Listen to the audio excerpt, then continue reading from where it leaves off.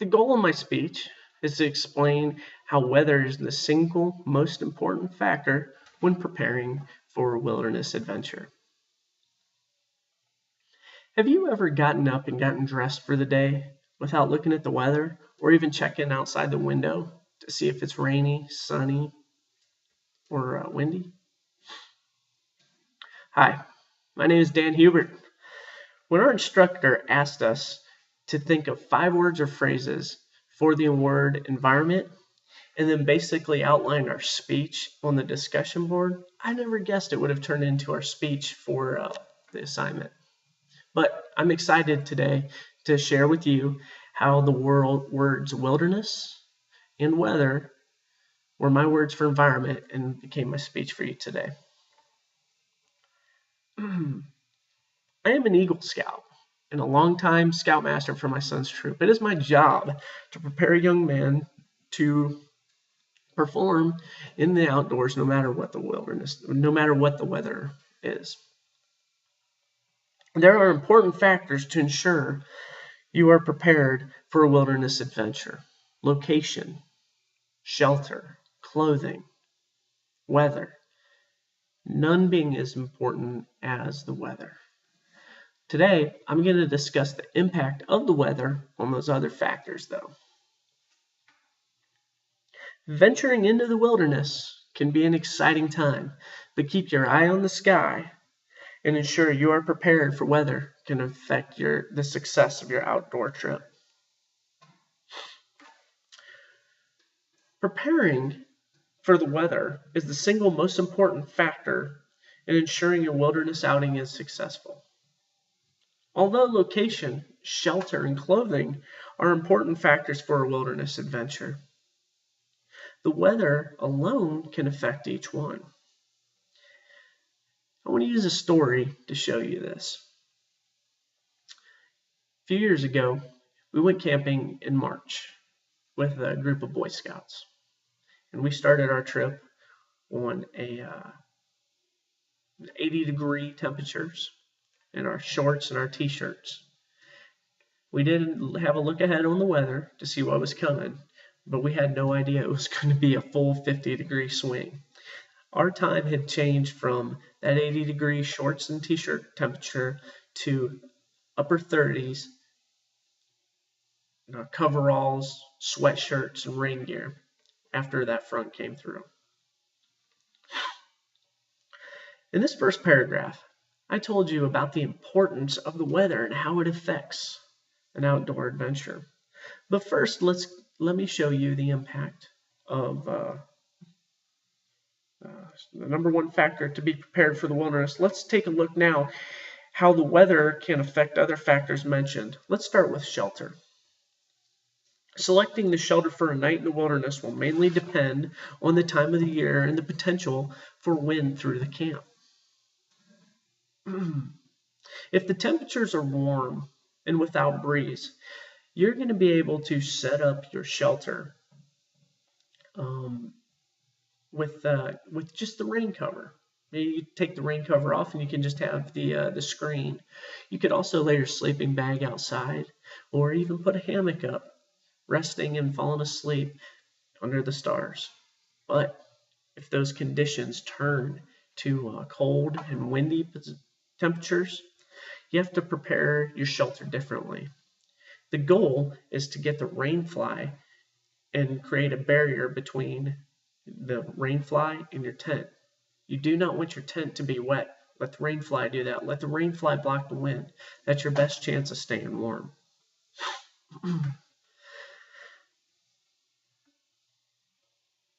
So let me tell you a story about this winter camping.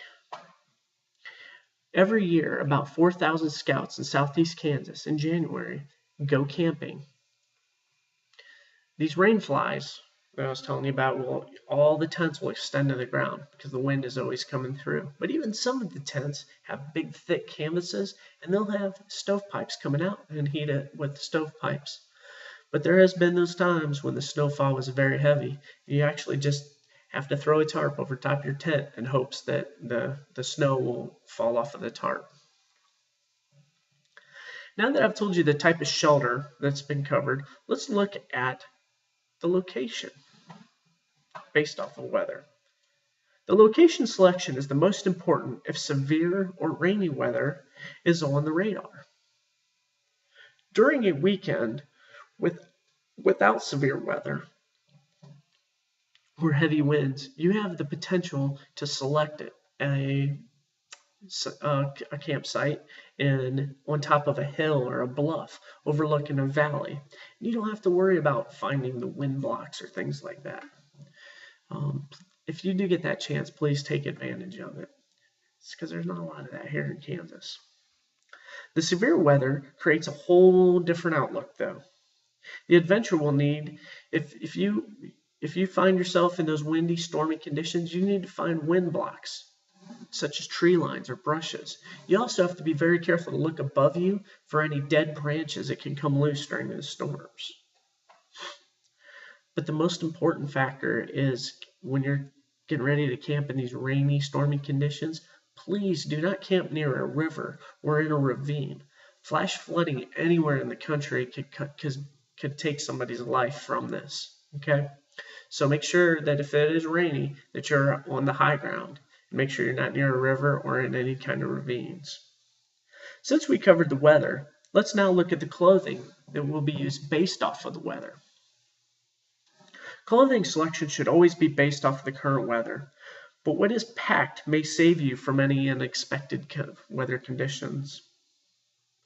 Obviously, warm weather requires less clothing.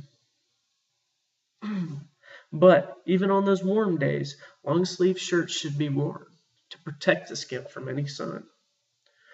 On the cold days, layering is required. You always start with a t-shirt, preferably a moisture wicking t-shirt, and then a long sleeve t-shirt covered by a sweatshirt, and then you can put your rain jacket or winter coat on, depending on how cold the temperatures are actually going to be. I just want to stress the importance of the layering, because no matter how cold it gets, you can always include more layers, and then as it warms up, you can take those layers off, but you always want to be prepared for the coldest temperatures. Now, in your pack, you always want to include a poncho, an extra change of clothes, and gloves and hats.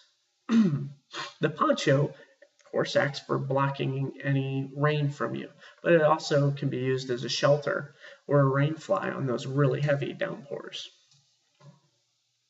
An extra change of clothing.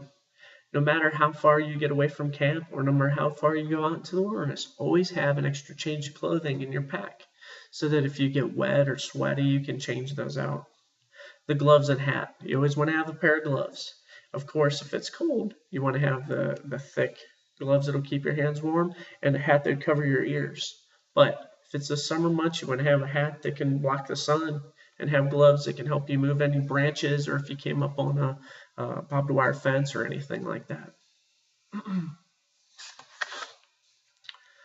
A lot has been covered. Let's move to the conclusion and tie everything together before I say goodbye. I just want to remind you about that camping in March. The weather, it can change so fast. The weather can affect where you set that camp up. The weather can affect the types of clothes you bring, how big your backpack has to be. Please, don't forget about that and ensure you're prepared for whatever kind of weather is on the radar. Today we have covered the wilderness adventure preparations, with weather being the #1 factor. Now, before I close, I want to say, don't take my word for the weather preparations. Don't.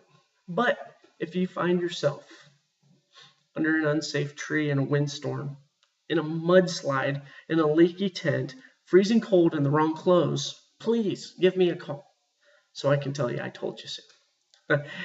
I'm just kidding, but thank you very much for listening to my speech, and I'm looking forward to hearing my fellow peers' speeches.